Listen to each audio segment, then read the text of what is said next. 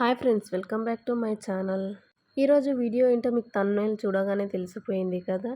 అయితే వీడియోలోకి వెళ్ళకన్నా ముందు ప్లీజ్ ఫ్రెండ్స్ నా ఛానల్ని లైక్ చేసి, షేర్ చేసి, సబ్స్క్రైబ్ చేయండి. ఇక కథలోకి వెళ్తే, నా పేరు దీప. నాకు పెళ్ళై 3 సంవత్సరాలు అయింది. ఇంకా పిల్లలు లేరు. నా భర్త రమణ స్టేట్ గవర్నమెంట్ ఆఫీస్లో పనిచేస్తున్నాడు. మాది మధ్యతరగతి కుటుంబం. ట్రాన్స్ఫర్ మీద మేము హైదరాబాద్ వచ్చాము. మా స్తోమతకు తగ్గట్టు ఒక సింగిల్ బెడ్రూమ్ ఇల్లు అద్దెకి తీసుకున్నాము. నేను చామంచాయ కాదు, అంత తెలుపు కాదు, మధ్యలో ఉంటాను. మొదటి నుంచి నా ఫిగర్ బాగా ఉంటుంది. పెళ్ళి అయ్యాక కొద్ది లావు ఎక్కాను. నా సైజులన్నీ మారాయి. చూడడానికి అందంగానే ఉంటాను. పెళ్ళయినప్పటి నుంచి నా జీవితం రొటీన్గా మారింది. పొద్దున్నే లేవడం, భర్తకి టిఫిన్ చేసి పెట్టి, మధ్యాహ్నానికి కాగానే టిఫిన్ కట్టి ఆఫీస్కి పంపడం, అతను తిరిగి వచ్చే వరకు ఇంట్లో ఒక్కతినే.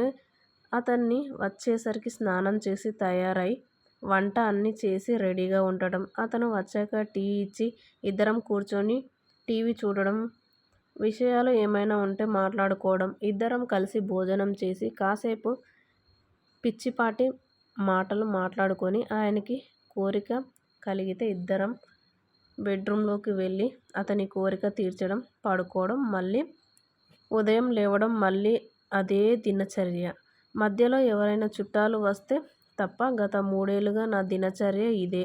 అయినా నేను సంతోషంగా ఉన్నాను. మేము ఆ ఇంటిలో దిగిన నెల రోజులకే మా పక్క వాళ్ళ వాటా ఖాళీ అయింది. దాదాపు 2 నెలలు ఖాళీగానే ఉంది. 2 నెలల తర్వాత సామాన్లతో ఒక ట్రక్ వచ్చింది. పనివాళ్ళు అన్నీ సర్ది వెళ్ళిపోయారు. మరుసటి రోజు చూశాను. తెల్లగా, బొద్దుగా, అందంగా ఉన్న ఒకావిడ అక్కడ వాటా నుంచి పెరట్లోకి వచ్చింది. మా 2 ఇళ్ళు ఒకే కాంపౌండ్లో ఉంటాయి. ఆమె వచ్చి తనను తాను నాకు పరిచయం చేసుకుంది. ఆమె పేరు అమీనా. దాదాపు నా వయసు ఉంటుంది. ఇద్దరం వెంటనే ఫ్రెండ్స్ అయిపోయాం. వారం తర్వాత అమీనా భర్త యూసుఫ్ని చూశాను. పొడుగాటి గడ్డంతో అదోలా ఉన్నాడు. మనిషి మోటుగా ఉన్నాడు. అసలు ఏమి ఇతడికి ఎలా పెళ్లి చేసుకుంది అని అనుకున్నాను. కొన్ని నెలల తర్వాత అమీనా గర్భవతి అయింది. నెలలు నిండాక తన పుట్టింటికి వెళ్ళిపోయింది. అమీనా వెళ్ళిన 2 వారాల తర్వాత నేను పెరట్లో బట్టలు ఉతుకుతూ అమీనా భర్త యూసుఫ్ మా ఇంటికి వచ్చి నా భర్త గురించి అడిగాడు. అతడు ఆఫీస్కి వెళ్ళాడని చెప్పాను. నన్ను తాగడానికి మంచినీళ్ళు అడిగాడు. నేను కిచెన్లోకి వెళ్ళి గ్లాస్తో నీళ్లు తీసుకొచ్చేసరికి అతను హాల్లో కూర్చున్నాడు. నేను గ్లాస్ అతడికి అందించాను. అతడు నా వైపు చూస్తూ నా చేతిని తాకుతూ గ్లాసుని అందుకొని ఖాళీ చేశాడు. నాకు చాలా ఇబ్బంది అనిపించింది. రమణ ఎప్పుడు వస్తాను అని అడిగాడు. నేను 7 గంటలకల్లా వస్తానని చెప్పాడు. ఒక కుర్చీని తన దగ్గరకు లాగి నన్ను కూర్చోమని చెప్పాడు. నేను పరవాలేదు చెప్పండి అని అన్నాను. కూర్చో అని నా చెయ్యి పట్టుకొని కూర్చోబెట్టాడు. నాకు చాలా ఇబ్బందిగా ఉంది. నా వైపు చూస్తూ నీకు ఒక సంతోష్ తెలుసా అని అడిగాడు. నా గుండెల్లో రాయి పడినట్టయింది. నేను తెలీదు అని అన్నాను. బాగా గుర్తు తెచ్చుకో చెప్పు అని అన్నాడు. నాకు తెలీదు అని అన్నాను. సంతోష్ ఎవరో తెలియకుండానే వాడి ఒడిలో కూర్చొని ఫోటో తీయించుకున్నావా అని ఒక ఫోటో చూపించాడు. ఆ ఫోటోలో నేను సంతోష్ ఒడిలో కూర్చొని సంతోష్ మెడ చుట్టూ నా చేతి వేసి ఇద్దరం బుగ్గలు ఆంచుకొని ఫోటో తీయించుకున్నాము. నా వంటిలో రక్తం గట్టినట్టు అయింది. సంతోష్ నేను డిగ్రీ చదువుతున్నప్పుడు నా క్లాస్మేట్. మేమిద్దరం ప్రేమించుకున్నాము. పెళ్లి కూడా చేసుకుందామని నిశ్చయించుకున్నాం. మేమిద్దరం చాలా ప్రేమ లేఖలు రాసుకున్నాము. కలిసి తిరిగాము. అయితే ఎప్పుడూ సంతోష్ని హద్దులు దాటనివ్వలేదు. నా పేరెంట్స్ ఎందుకు ఒప్పుకోలేదు. మా విషయం తెలిసిన వెంటనే నాకు పెళ్లి చేసేశారు. అంతే. ఆ తర్వాత ఇప్పుడు ఫోటోలో మళ్ళీ చూస్తున్నాను. నేను యూసుఫ్ని. మీకిది ఎక్కడ దొరికింది అని అడిగాను. నా ప్రశ్నలకు సమాధానం ఇవ్వలేదు. తన చేతిలో కవర్ని నాకు ఇచ్చాడు. నేను కవర్ని విప్పి చూశాను. అందులో నేను సంతోష్కి రాసిన ప్రేమలేఖలు 10-20 దాకా ఫోటోలున్నాయి. నా నోటి మాట రాలేదు. యూసుఫ్ నా చేతిని పట్టుకొని ఇవి నీ మొగుడికి ఇద్దామని తెచ్చాను అని అన్నాడు. నాకు గుండెల్లో రైళ్లు పరిగెడుతున్నాయి. నా కళ్ళు చేతులు వణుకుతున్నాయి. నా భర్తకి ఈ విషయం తెలిస్తే పెద్ద గొడవ అవుతుంది. నన్ను వదిలేసినా వదిలేయవచ్చు. రకరకాలుగా ఆలోచనతో నా బుర్ర నిండిపోయింది. యూసుఫ్ లేచి మెయిన్ డోర్ తలుపు గొళ్ళెం పెట్టి వచ్చి కూర్చున్నాడు. నన్ను కుర్చీతో సహా తనకి బాగా దగ్గరికి లాక్కున్నాడు. నాకు కావాల్సింది ఇస్తే నేను ఇవి ఎవరికీ ఇవ్వను అని నా చేతిలో నుంచి కవర్, నేను రాసిన ప్రేమలేఖలు, ఫోటోలు తీసుకొని తిరిగి కవర్లో పెట్టాడు. నేను నెమ్మదిగా నా దగ్గర నుంచి నీకు ఏమి కావాలి అని అడిగాను. ఇక చేత్తో నా పవిటను జార్చి నా దాన్ని పట్టుకున్నాను. నేను వెంటనే అతడి చేతిని తోసి నా పైట సర్దుకొని నిల్చున్నాను. అతడు కూడా లేచి నిల్చొని బాగా ఆలోచించుకొని నిర్ణయం తీసుకో, మనసు మారితే పెరడు తలుపులు తీసి ఉంచుతాను అని వెళ్ళిపోయాడు. నాకు ఏమి చేయాలో అర్థం కావడం లేదు. నాకు కళ్ళు చెమటలో ఆడడం లేదు. అవి గాని నా భర్తకి చేతితో పెద్ద ప్రమాదం వస్తది. సుఖంగా ఉన్న నా జీవితం తలకిందులవుతుంది. ఒకవేళ నేను మా పుట్టింటికి వెళ్ళిన విషయం తెలిసాక నన్ను గుమ్మం తొక్కనివ్వరు. ఈ ఆలోచనతోనే మిగిలిన బట్టలు ఉతికి ఆరేస్తూ యూసుఫ్ పెరట తలుపులు తీసుకొని బయటికి వచ్చాడు. నేను బట్టలను ఆరబెట్టి ఇంటిలోకి వెళ్ళబోతుంటే ఏమి నిర్ణయించుకున్నా అని అడిగాడు. నేను అతడి వైపు చూసి ఇంట్లోకి వెళ్ళిపోయాను. పెరడు తలుపులు వెయ్యలేదు. అతడు నా వెనకాలే వచ్చి తలుపు దగ్గరికి వేసి లోపల నుంచి గొళ్ళెం పెట్టాడు. నేను హాల్లో మధ్యలో నిల్చున్నాను. అతడు వెనక నుంచి వాటేసుకున్నాడు. నేనేమీ అనలేదు. నా భుజం మెడ మీద ముద్దులు పెడుతున్నాడు. నేను కొయ్యలా నిలబడ్డాను. నా చీర కుచ్చిళ్ళు లాగి నా చీరని విప్పేశాడు. నా జాకెట్ మీద నుంచి నన్ను మొత్తం కిస్ చేశాడు. నా చెవిలో బెడ్రూంలోకి వెళ్దామా అని అడిగాడు. నేనేం సమాధానం ఇవ్వలేదు. నన్ను తన చేతుల్లో అమాంతంగా ఎత్తుకొని నేను అందుకు సిద్ధంగా లేను, పడిపోయాను. వెంటనే యూసుఫ్ మెడ చుట్టూ చెయ్యి వేసి పట్టుకున్నాను. అలాగే నన్ను బెడ్రూంలోకి తీసుకెళ్ళాడు.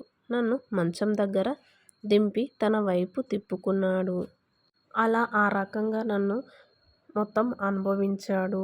పావుగంట తర్వాత తలుపులు ఎవరో కొట్టినట్టు అయింది. నాకు కంగారేసింది. అది చూసి భయపడకు అని టవల్ చుట్టుకొని వెళ్ళి తలుపు తీశాడు.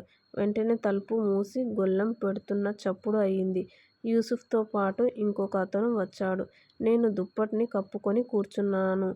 చూడు బావా, ఇదిగో ఇవాల్టి నుంచి ఇది మన ఇద్దరికి పెళ్ళాం అని నా వంటి మీద ఉన్న దుప్పటిని లాగేశాడు. నేను సిగ్గుతో ముడుచుకొని ఉన్నా. యూసుఫ్ ఇంకొకతను నన్ను లేపి నిల్చోబెట్టాడు. నన్ను పైనుంచి కింది దాకా చూసి వాహ భలే ఉంది బావా అంటూ యూసుఫ్తో వచ్చిన అతను బట్టలు విప్పడం చూసి నేను ఏమిటి అని అడిగాను. వీడు బామ్మర్ది అమీనా తమ్ముడు అక్బర్.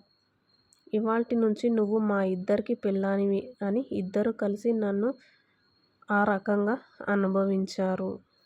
ఆ రోజు నుంచి ఉదయం నా భర్త అటు ఆఫీస్కి వెళ్ళగానే ఇటు పెరటి ద్వారం గుండా ఇద్దరు మా ఇంటికి వచ్చి నన్ను ఒకరి తర్వాత ఒకరు చేసేవారు. నా భర్త రావడానికి ముందు పెరటి ద్వారం గుండా వెళ్ళిపోయేవారు. అమీనా తిరిగి వచ్చే వరకు రోజూ అదే తంతు.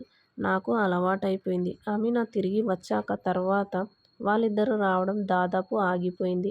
వారం 10 రోజుల తర్వాత ఒకరోజు పక్క ఇంటి నుంచి ఆడవాళ్ళ ఏడుపులు వినిపిస్తున్నాయి. వాళ్ళు భాషలో ఏదో అంటున్నారు. నాకు అర్థం కాలేదు. 2 రోజుల తర్వాత అమీనా పెరట్లో కనిపిస్తే అడిగాను. వెంటనే ఆమె కళ్ళల్లో నీళ్లు తిరిగాయి. ఏడవడం మొదలుపెట్టింది. కాసేపు ఏడ్చి అసలు ఏమైంది చెప్పు. యూసుఫ్ నా తమ్ముడు భార్యని బలవంతం చేశాడు. నేను ఎంత చెప్పినా వినలేదు. ఆ అమ్మాయిని నా ఎదురుగానే పాడు చేశాడు. మర్సటి రోజు నా తమ్ముడు వచ్చాక చెబితే నా భర్త తన భార్యని అనుభవించాడు కనుక నన్ను తన కోరిక తీర్చమని బలవంతంగా నన్ను అనుభవించాడు. అప్పట్నుంచి నా భర్త అక్బర్ భార్యతో ఇక్బాల్ నాతో అన్నీ మళ్ళీ ఏడవడం మొదలుపెట్టింది. ఆమెని ఎలా ఓదార్చాలో అర్థం కాలేదు. కొద్దిసేపు తర్వాత వెళ్ళిపోయింది. ఆ రోజు నా భర్త త్వరగా ఇంటికి వచ్చాడు. నన్ను మంచం మీద కూర్చోబెట్టి ఎంతో ప్రేమగా మాట్లాడుతూ టీ తాగాక దీపా, నేనంటే నీకు ఇష్టమేనా అని అడిగాడు. నేను అదేమిటండీ, మీరు నా భర్త, నా ప్రాణం అని అన్నాను. అయితే నా కోసం ఏదైనా చేస్తావా అని అడిగాడు. నేను పతివ్రతలా చెప్తాను అని సమాధానం ఇచ్చాను. నాకు మన పక్క ఇల్లు యూసుఫ్ ఉన్నాడు గదా, వాడి భార్య మీద కోరికగా ఉంది అని అన్నారు. నాకు విషయం పూర్తిగా అర్థమైపోయింది. అయినా ఏమీ తెలియనట్టు దానికి నేనేం చేయాలి అని అడిగాను. నువ్వు యూసుఫ్తో ఈ రాత్రికి గడిపితే యూసుఫ్ తన భార్యని నాతో గడపడానికి ఒప్పుకున్నాడు అని అన్నాడు. నేను మీకు ఆమె మీద అంత కోరికగా ఉందా, నేనంటే మొహం ఎత్తిందా అని డైలాగ్ కొట్టాను.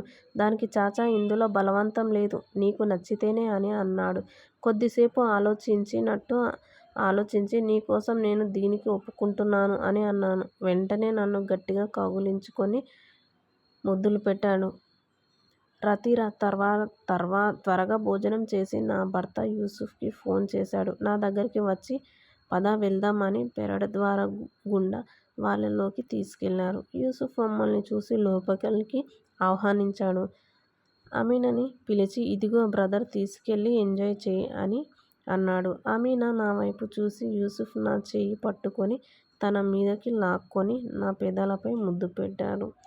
ఓరకంటతో చూశాను. నా భర్త అమీనాను తన చేతుల్లోని తీసుకొని పాల బుగ్గలపై ముద్దు పెడుతున్నాడు. అమీనా ఏమీ అనకుండా అలాగే నిల్చుంది. ఇంతలో తలుపు కొట్టిన చప్పుడయింది. యూసుఫ్ నన్ను వదిలి వెళ్ళి తలుపు తీశాడు. ఇక్బాల్ తన భార్య వచ్చారు. లోపలికి వచ్చాక తలుపు గడియ వేసి, చూడు ఇక్బాల్, ఇవాల్టి నుంచి వీళ్ళు మనతోనే అని అన్నాడు. ఇక్బాల్ నా దగ్గరకు వచ్చి గుడ్ అని నా భర్తతో brother welcome to the world అని అన్నాడు. నా భర్త థాంక్స్ అని అన్నాడు. యూసుఫ్ ని వీళ్ళిద్దరిలో ఎవరు కావాలో వాళ్ళని తీసుకొని అని అన్నాడు.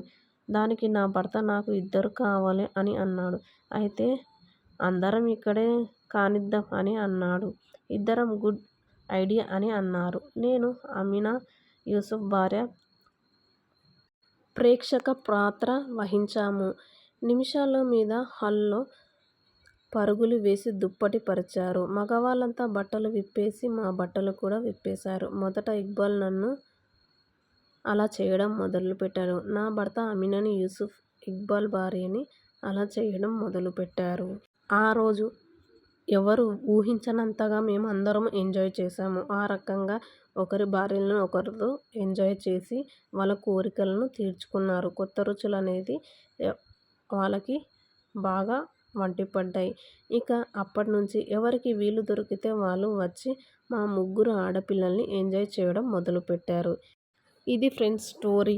ఈ కథ మీకు నచ్చినట్టయితే, అలాగే ఇలాంటి కథలు మీకెన్నో కావాల్సొస్తే, మరిన్ని చూడాలనుకుంటే నా ఛానల్ని సబ్స్క్రైబ్ చేయండి.